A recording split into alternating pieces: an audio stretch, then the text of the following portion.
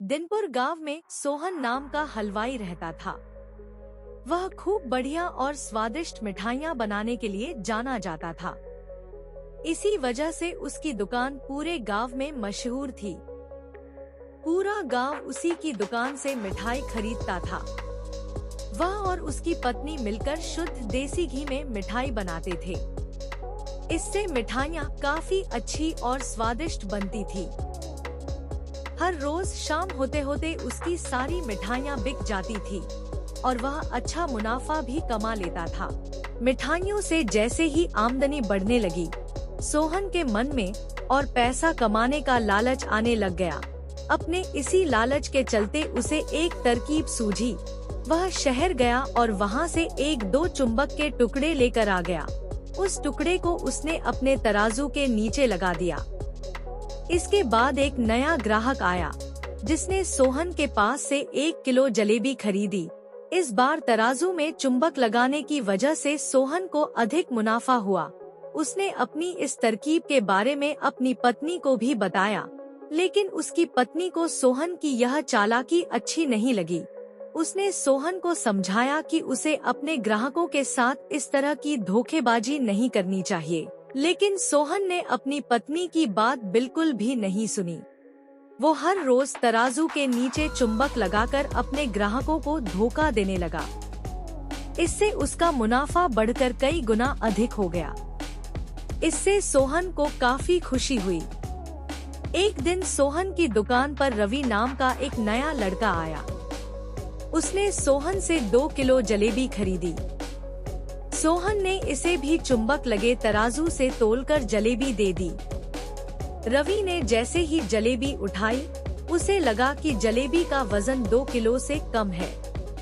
उसने अपना शक दूर करने के लिए सोहन से दोबारा से जलेबी को तोलने के लिए कहा। रवि की बात सुनकर सोहन चिढ़ गया। उसने कहा, मेरे पास इतना फालतू समय नहीं है कि मैं बार बार तुम्हारी जलेबी ही तोलता रहूं। इतना कहकर उसने रवि को वहां से जाने के लिए कह दिया। सोहन मिठाई वाले की बात सुनने के बाद रवि जलेबी लेकर वहां से चला गया। वह एक दूसरी दुकान पर गया और वहां बैठे मिठाई वाले से अपनी जलेबी तोलने के लिए कहा। जब दूसरे दुकानदार ने जलेबी तोली, तो जलेबी सिर्फ 1.5 किलो ही निकली। अब उसका शक यकीन में बदल गया था। उसे पता चल गया कि सोहन मिठाई वाले के तराजू में कुछ गड़बड़ है। अब उसने तराजू की गड़बड़ को सबके सामने लाने के लिए खुद एक तराजू खरीद लिया और उसे ले जाकर सोहन मिठाई वाले के दुकान के पास ही रख दिया। फिर रवि अपने सभी गांव के लोगों को वहां पर इकट्ठा करने में लग गया। जैसे ही लोगों की थोड़ी भीड़ बढ़ने लगी, तो उसने गांव के लोगों को कहा कि आज मैं आप सभी लोगों को एक जादू दिखाऊंगा।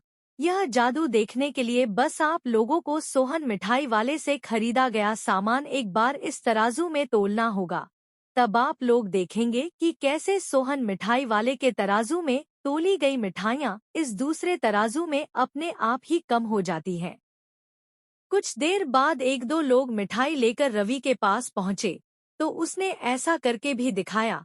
इसके बाद सोहन के दुकान से जिसने भी मिठाई खरीदी थी, सभी ने रवि के तराजू में तोलकर देखा, तो सबकी मिठाइयाँ 250 ग्राम से लेकर आधा किलो तक कम निकली। यह सब देखकर लोगों को काफी हैरानी हुई। अपनी दुकान के पास ही यह सब होता देख सोहन मिठाई वाला रवि से झगड़ा करने लगा।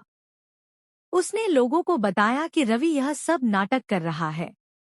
अपनी बात को सही साबित करने के लिए रवि सीधे सोहन मिठाई वाले का तराजू लेकर आया और तराजू में लगा चुंबक निकालकर सबको दिखाने लगा। यह देखकर गांव वालों को बहुत गुस्सा आया। सबने मिलकर उस लालची मिठाई वाले को खूब मारा। अब उस लालची मिठाई वाले को अपने लालच और उसके कारण की गई गलत हरकतों पर पछतावा हो रहा था। उसने अपने गांव के सभी लोगों से माफी मांगी और वादा भी किया कि भविष्य में वे ऐसी कोई भी जालसाजी नहीं करेगा। सोहन की इस धोखेबाजी से पूरा गांव नाराज था, इसलिए लोगों ने उसकी दुकान में जाना काफी कम कर दिया। इधर सोहन के पास पछताने के अलावा कुछ और नहीं बचा, क्योंकि वो पूरे गांव वालों का भरोसा खो चुका था। कहानी से सीख, कभी भी लालच नहीं करना चाहिए।